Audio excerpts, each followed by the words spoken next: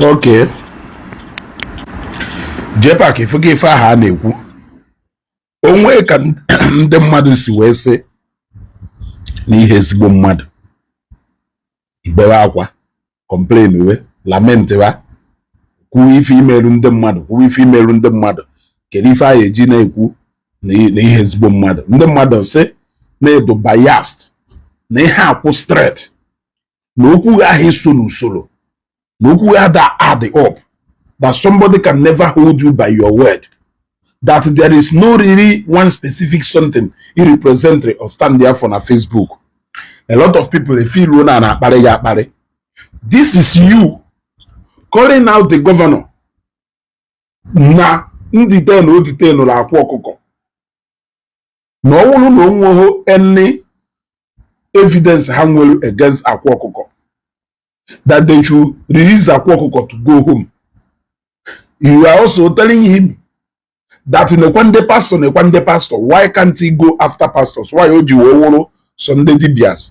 You are of the opinion that can even the Dibia Milu no wulu na igwu okite wajife can even batalo nande nejenu no ka ekpere for progress or nande neje guru livoy na ayejekwa arrest those people. You were saying this and your message fast forward till today, you started calling Mampas Man out, telling Governor Soludo na Mampas Man wo oyakwa. Kelife Mampas Man wo oyakwa mwelu to do with arrest emelakwa. So therefore, because government cannot release akwa, they should not go and arrest Mampas Man. That is why Inji Ajunde Mwado. What do you really stand for? If you feel like why are you general arrest in the Wadibia, whereas if you find a with the same thing as even the pastor name, then your message should be clear to all Wadibias. One Wadibia chose to arrest especially because of na detention. This was something you did after I arrest Karawa. You saw that the main person marriage were arrest when you say Jesus. I hope you know. You saw that the main person marriage arrest onye say Jesus, and that's why no matter how you talk about the release of akwa, you don't mention onye say Jesus and make a hit. You know chefu no mother talk eji, but you keep talking about one person. Ngu onye kulu melu the main video bataro ndudo gachi weje break a hit. Now that video melu akwa do guilty of the same thing. Because only feel une nwere ike arrest onye ze Jesus because no melu video no na-enye na ite nke amụtara ego nka ite nke amụta ego nka onye awụtara ego na edoto kedu ife dị iche na ife ahụ ireziri alarm for eji wee jebulu onye ze Jesus na nke akwa na-eme kedu ife dị iche na go. Now you are instigating now the arrest of Mampas Man, citing the security outfit onwelu. A man Mampas Man with security outfit a long time ago. And a Mampas Man hana man to relay or if tenine. A man onwelu. I am not supporting Mampas Man. After all, yes, on a person made a video, wa Governor Soludo kerive bataroju we woro seto. Then is ije shikota kumo. But I am trying to decode the message on a message, if not instigating the governor to go and pick Mampas Man, whereas you are advocating for the release of Akwa. Only feel no if Akwa family a way to tell why are you still urging governor to go and arrest more people? Why are you urging governor to go and arrest more people? Ebi feel no detain Akwa unjustly. Now suppose you jide Akwa ebe no bụ anything gbarala mekwuru.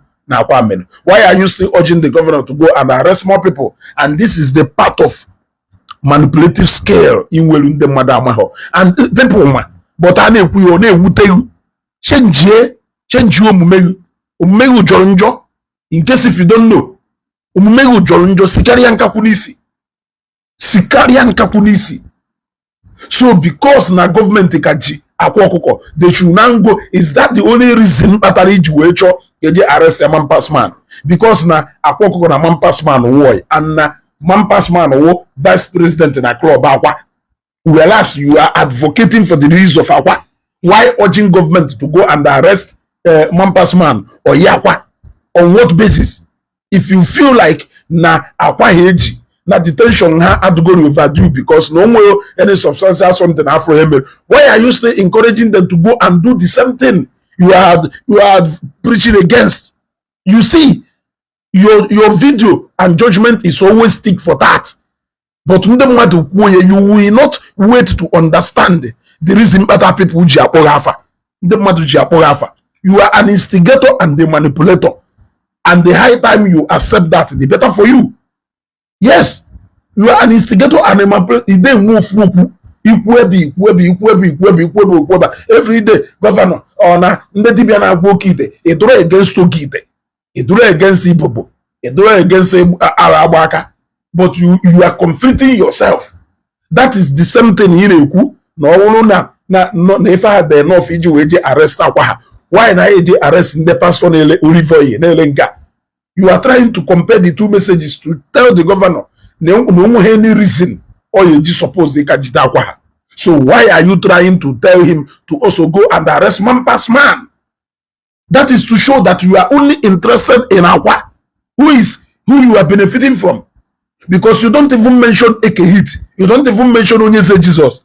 They should just release Akwa, but detain Onyeze Jesus and the Mampas and the Kelafaya, Ekehit, and they arrest more people. They like you. You are only interested in the release of Akwa because na Akwa biri umoto. Na Akwa na-enye ego. Na Akwa bia we the nukute ego. Na Akwa is one of your major financier. And you can't wait to bring him to your podcast. That is the only reason you need advocate for the release of Akwa. Why also urging government to go and arrest another native doctor? My brother, ne no onwe ya akwụkwọ ine na-eche onwe ya akwụkwọ feed one pass nya doba ekwuwe na himself na ma ekwuzi okwu do na because do okwu ablonni ndị mmadụ chọ hafu for who you are hafu ka esent nya doro ha malu na okwu anyị na-ekwu that you are an instigator and you are a major force in disunity between the content creators in the southeast. Even bringing more division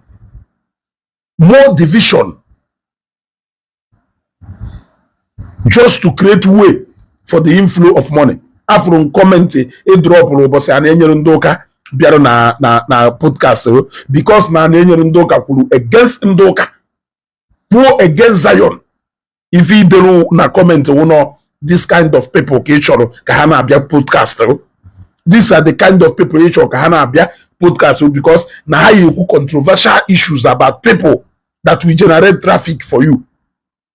That is it. When you so your podcast is not aimed to market people, to introduce people from the mother to see, to talk about ideas. Podcast is strictly about Ndoka. You are so much attracted to people who will come and talk down on Ndoka so that you can be generating traffic. When you so it's better for you. So Nandi is in advert or in a so why can't I tell you the truth?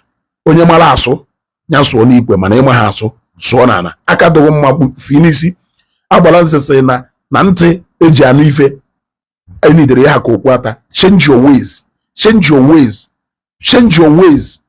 Have a standard like a man, be principled like a man. Let your word be your bond. Others may be kasiaka no, but you are still urging him to go and let us assume that Nedo right by saying that now I'm supposed to arrest her. Why are you still urging him to go and arrest another person? That is you conflicting that particular thing you are portraying. You want to go? I just say can this message. It's your wolu, it's your he wolu. Oh, catch your phone.